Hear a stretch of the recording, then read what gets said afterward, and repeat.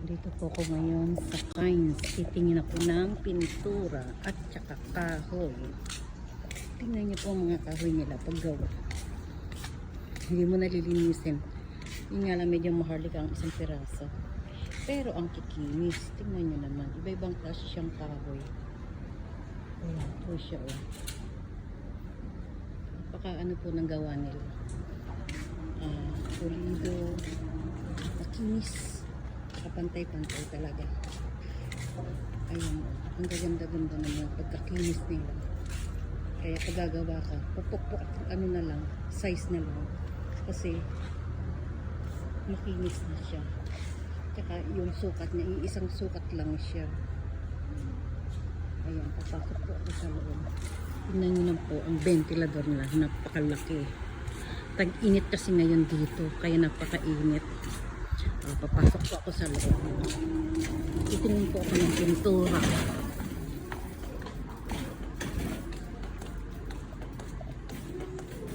Pintura daw. Ayun po yung mga ibang kahoy. Tingnan yung paggagawa nila. Napakapupulido.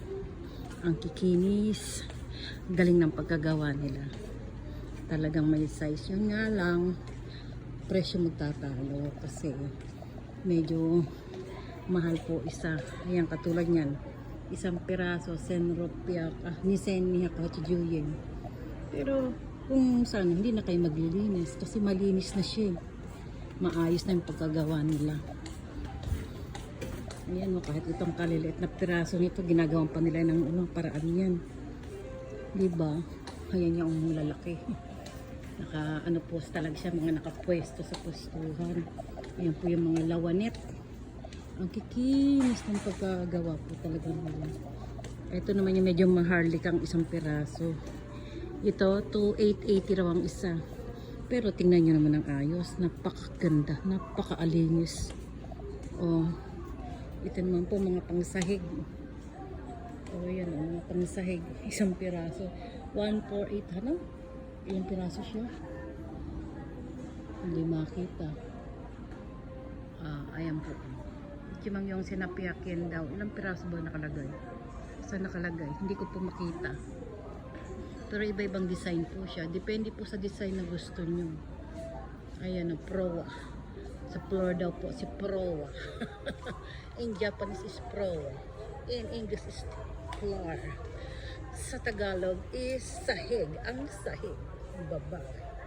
Ayan po siya. May mga size-size. Magaganda po na iba-iba po siyang design. Nakadepende sa tibay. Dito mo ito, original daw. Cara Proa. Kulay brown daw. 7,280. Ang isang piraso po. Isang box. Sorry, nagkamali po. Isang box pala siya. Ayan lang po. 6 na piraso ang laman. Pero sale daw siya ngayon. Ayan lang po. Sige na po. At titingnan ako ng pintura. Bye-bye.